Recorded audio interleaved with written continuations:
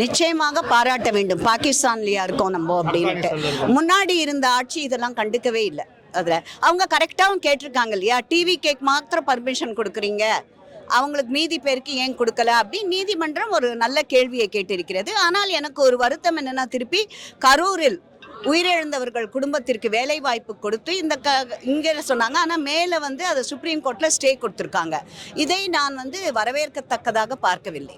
ஒரு நெரிசலில் அவர் அப்போ ஆட்சியில் இல்லை, ஒரு சினிமா நடிகர் ஒரு கட்சியை ஆரம்பித்து ஒரு கூட்டம் போடுறார். அதில் உயிரிழந்தவங்களுக்கு எல்லாருக்கும் அவர் ஆட்சிக்கு வந்த உடனே வேலை என்று கொடுக்கிறார். அதை எப்படி நீங்கள் ஒத்துக்க முடியும்? பர்மனெண்ட்டோ டெம்பரரியோ எம்ப்ளாய்மெண்ட் எக்ஸ்சேஞ்சில் பதிவு செஞ்சுட்டு எவ்வளவு பொதுமக்கள் காத்து கொண்டிருக்கிறார்கள். பட்டதாரிகள் 18 வயசுல ரெஜிஸ்டர் பண்ணிட்டு இன்னைக்கு 25-28 வயசு வரைக்கும் வேலை இல்லை, அவங்களுக்கு கிடைக்கல இன்னும் எம்ப்ளாய்மெண்ட் எக்ஸ்சேஞ்சில். நீங்க எப்படி அதை இதை வரவேற்க முடியும் சொல்லுங்க? கள்ளக்குறிச்சி கள்ளச்சாராயத்திற்கு நிவாரணம் அளித்ததற்கு நாம் சண்டை போட்டோம் அன்றைய திமுக அரசிடம். அப்புறம் இதை எப்படி நம்மளால ஒத்துக்க முடியும்? நெரிசல்ல குழந்தையெல்லாம் தூக்கிட்டு வருவாங்களா சொல்லுங்க நீங்க? அதெல்லாம் நம்மளோட ரெஸ்பான்சிபிலிட்டி இல்லையா? நெரிசல் இருக்கா சொல்லுங்க. இங்க கம்பேர் பண்றத கரெக்டா கம்பேர் பண்ணுங்க. ஒவ்வொருத்தருக்கும் அன்னைக்கு எப்படி ஒரு குறுகலான இதுல அவர் ஏன் அவ்வளோ லேட்டா வந்தார்? அந்த லேட்னால தானே அந்த நெரிசல் ஆச்சு. அதையும் கேட்க மாட்டேங்கிறீங்க. 7 மணி நேரத்துக்கு அப்புறம் தானே வந்திருக்காரு அவரு. அங்க நெரிசல் ஜாஸ்தியாச்சுன்னுட்டு இங்க என்ன கார்த்தால 6 மணிலேருந்து இங்க நின்றுட்டு இருக்காங்களா? இல்ல இல்ல. அப்ப இந்த கேள்வியே தவறு. கடைசி கேள்வி, நேற்று கோட்டையில கொடியேற்றிருக்காரு, முதல் முறையா ஒரு ஸ்பீச் கொடுத்திருக்காரு. நீங்க இதை எப்படி?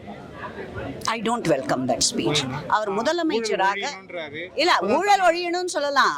பட் நான் கேட்கறது என்னன்னா, ஊழல் நிஜமாவே ஒழிஞ்சிருக்கா அப்படின்றத நம்ம எல்லாரும் சிந்திச்சு பார்க்கணும். ஒரு ரீல்ஸ் விஷயமா வருவாய்த்துறையில் அங்கே போயிட்டு இங்கே போயிட்டு அங்கே எடுக்கிறாங்க அப்படின்ட்டு மேலே நடக்கிறதா? இப்போ நான் கேட்குறேன், எதுக்காக ஒரு எக்ஸ்ட்ரா கான்ஸ்டிடியூஷனல் அத்தாரிட்டி? இவருக்கு படம் எடுக்கிறவங்களுக்கெல்லாம் ஒரு போஸ்ட் கொடுப்பாரா?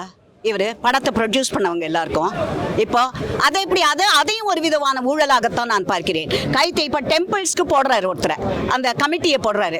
அதில் இவர் அந்த கல்பாத்தி அவங்கள போட்டிருக்காரு. அந்த அம்மாவுக்கு இந்த கோயில் நிர்வாகத்தை பற்றி என்ன தெரியும்? ப்ரொடியூஸ் பண்ணது ஒரே